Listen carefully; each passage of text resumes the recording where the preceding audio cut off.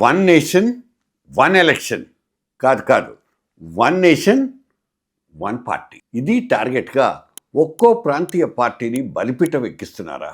Regional strong పర్సన్స్గా ఉన్న బడా నేతల్లో ఒక్కొక్కళ్ళ వికెట్స్ ఎందుకు పడిపోతున్నాయి? తమిళనాడు, పశ్చిమ బెంగాల్ అసెంబ్లీ ఎన్నికల తర్వాతతో సహా కొంచెం లోతుగా అధ్యయనం చేసిన వాళ్లకు కలుగుతున్న అనుమానాలు ఇవి.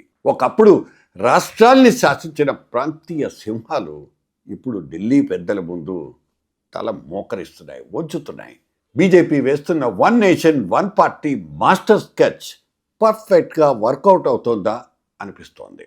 అసలు కేంద్రంలోని బీజేపీ నిజంగా అవినీతి మీద ధర్మయుద్ధం చేస్తోందా, లేకపోతే ఈడీ, సిబిఐ, ఐటీ లాంటి ఇన్వెస్టిగేటివ్ ఏజెన్సీల్ని వాడుకుని ప్రాంతీయ పార్టీల అడ్రస్ని గల్లంత చేస్తోందా?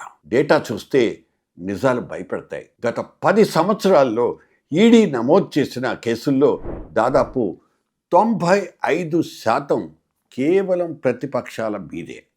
కానీ ఈ కేసుల్లో శిక్ష పడ్డవి చాలా తక్కువ. కన్విక్షన్ రేట్ కేవలం 0.5% మాత్రమే. అంటే కేసులు పెట్టడం, భయపెట్టడం, లొంగ తీసుకోవడమే అసలు ఎజెండా అని స్పష్టమవుతోంది. లొంగిన వాళ్లకు ఎన్ని అవినీతి మరకలు ఉన్నా ఆ తర్వాత వాషింగ్ మిషన్లో వేసి కాషాయం రంగు పులిమేస్తున్నారు. సింపుల్గా క్లీన్ చిట్ కూడా ఇచ్చి పారేస్తున్నారు. పెద్ద చేప చిన్న చేపను మింగేసినట్లు బీజేపీ తన విస్తరణ కోసం ప్రాంతీయ పార్టీల్ని ఎలా బలి తీసుకుంటోందన్నది ఒక ఆసక్తికరమైన అంశం. కొన్ని ఉదాహరణలు మాత్రమే ప్రస్తావించుకుందాం. ఢిల్లీలో ఆమ్ ఆద్మీ కోటను కూల్చేందుకు లిక్కర్ స్కామ్ అస్త్రాన్ని ప్రయోగించారు. సిబిఐ, ఈడీ దర్యాప్తు పేరుతో కేజ్రీవాల్ను నైతికంగా బలహీనపరిచారు. టాప్ లీడర్లందరినీ జైలుకు పంపి ఢిల్లీ పీఠాన్ని కైవసం చేసుకున్నారు. ఒడిశాలో నవీన్ పట్నాయక్తో స్నేహం చేసి ఫైనల్గా ఆయన 2 దశాబ్దాల కోటను బద్దలు కొట్టారు. మహారాష్ట్రలో బాలాసాహెబ్ ఠాక్రే స్థాపించిన శివసేనను శరద్ పవార్ ఎన్సీపీని నిలువున చీల్చేసి అస్తిత్వాన్ని మంటగలిపారు. బీహార్లో పొత్తు పేరుతో నితీష్ని బుట్టలో వేసుకుని తేజస్వి యాదవ్ గేమ్కి చెక్ పెట్టారు.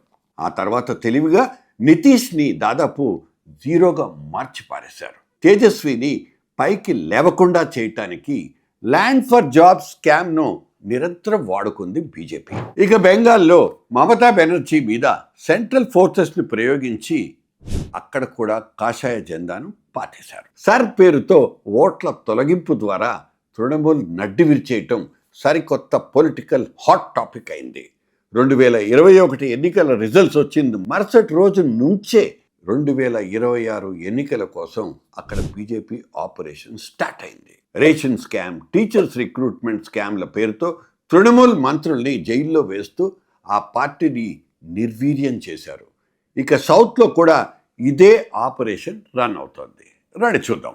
గత ఎన్నికలప్పుడు ఆంధ్రప్రదేశ్లో వ్యూహాత్మకంగా తెలుగుదేశం పార్టీ జనసేనలతో చేతులు కలిపి వైఎస్ జగన్ని గద్దదింపడం మనం చూసాం. ఇప్పుడు ఇటు చంద్రబాబును అటు జగన్ను తమ కంట్రోల్లోనే ఉంచుకునే పాలిటిక్స్ ప్లే చేస్తున్నారు. 2023 ఎన్నికలకు ముందు తెలంగాణలో కవిత అరెస్ట్, కాళేశ్వరం అవినీతి ఫైల్స్తో కేసీఆర్ బ్రాండ్ని డ్యామేజ్ చేసింది కమలదళం.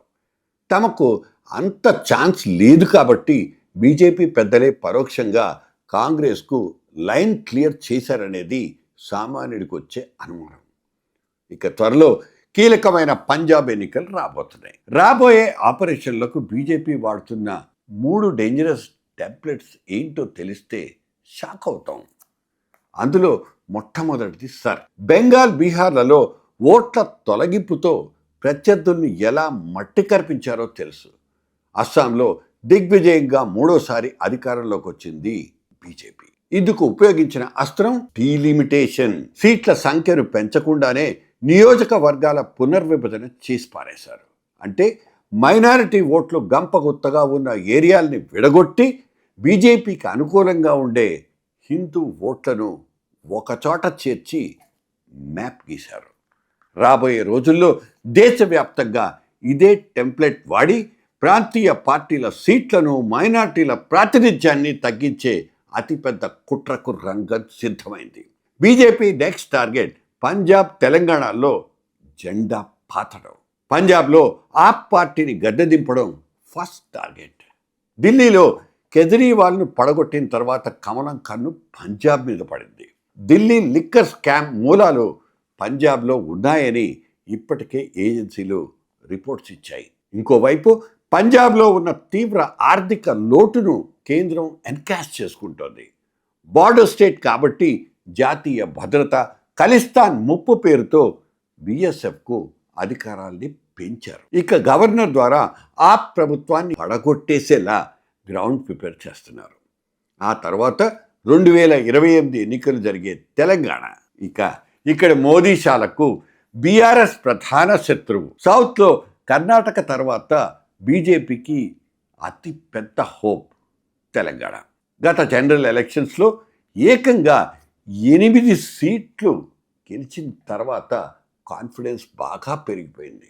ఇక్కడ వాళ్ళ గేమ్ ప్లాన్ చాలా క్లియర్. కవిత తిరుగుబాటుతో బీఆర్ఎస్లో అంటుకున్న ఇంటి కుంపట్లో మంటను ఎగదోస్తున్నారు. దీని ద్వారా కేసీఆర్ను మానసికంగా దెబ్బతీయటమే లక్ష్యం.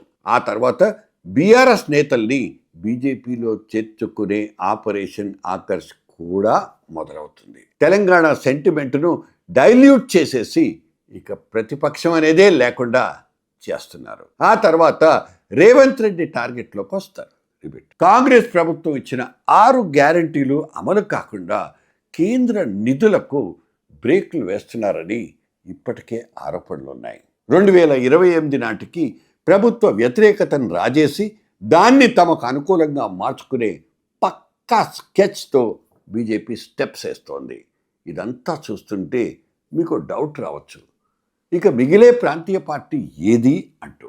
అవినీతి మరకలంటించడం, ఆ తర్వాత తమ పార్టీలోకి వస్తే వాషింగ్ మెషిన్ థెరపీ అప్లై చేస్తారు.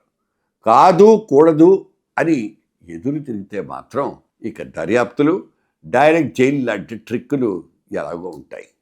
కంచే చేను వేసినట్లు బీజేపీ తన పొలిటికల్ రూట్ క్లియర్ చేసుకుంటోందని అనిపిస్తోంది. రేపటి రోజున అసలు ప్రాంతీయ పార్టీ అనేది ఈ దేశంలో బతుకుతుందా? ఢిల్లీ పాలకుల ముందు నిలదీసే గొంతుక ఏదైనా ఒక్కటి మిగులుతుందా? ఇప్పుడు ప్రతి పౌరుణ్ణి తొలిచేస్తున్న అతి పెద్ద ప్రశ్న ఇదొక్కటే. Anybody answer please. పెద్ద చేప ఎల్లప్పుడూ చిన్న చేపల్ని మింగేస్తూనే ఉంటుంది. అయితే ఇక్కడ ఒక కొసమెరుపు మాత్రం నేను చెప్పి తీరాలి. చెప్పకపోతే ఈ మొత్తం చెప్పిన దానికి అర్థమే ఉండదు. ఇక్కడ నా ఉద్దేశం ఒక్క బీజేపీ తప్ప దేశంలో ఉన్న ప్రతిపక్షాలన్నీ నిజాయితీగా, నిబద్ధతతో వ్యవహరిస్తున్నాయని చెప్పడం నా అభిమతం కాదు.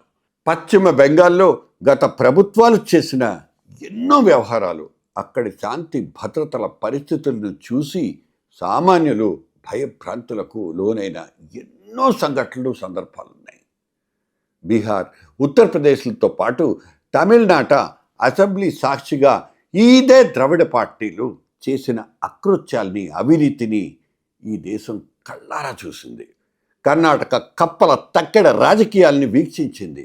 తెలుగు రాష్ట్రాల్లో విచ్చలవిడిగా సాగిన ఎన్నికల డబ్బు పంపిణీలు, హింసాత్మకమైన సంఘటనలు, ఘటనలు, అడ్డు అదుపు లేకుండా చేసిన అవినీతి, రూల్ ఆఫ్ లా అంటూ లేని రాజకీయ పాలనని సైతం చూసాం మనం. అరాచకాలకు, అవినీతి పాలనలకు అన్ని పార్టీలు మూసపోచినట్లే జనం గమనిస్తున్నారు. అయితే కేంద్రంలో అధికారంలో ఉన్న బీజేపీ, కాంగ్రెస్లు ఎలా వ్యవహరిస్తున్నాయి? అది మాత్రమే ప్రస్తావించడానికి కారణం వాళ్ళు వ్యవస్థల్ని తమ గుప్పెట్లో పెట్టుకోగలిగే అపరిమితమైనటువంటి అధికారం.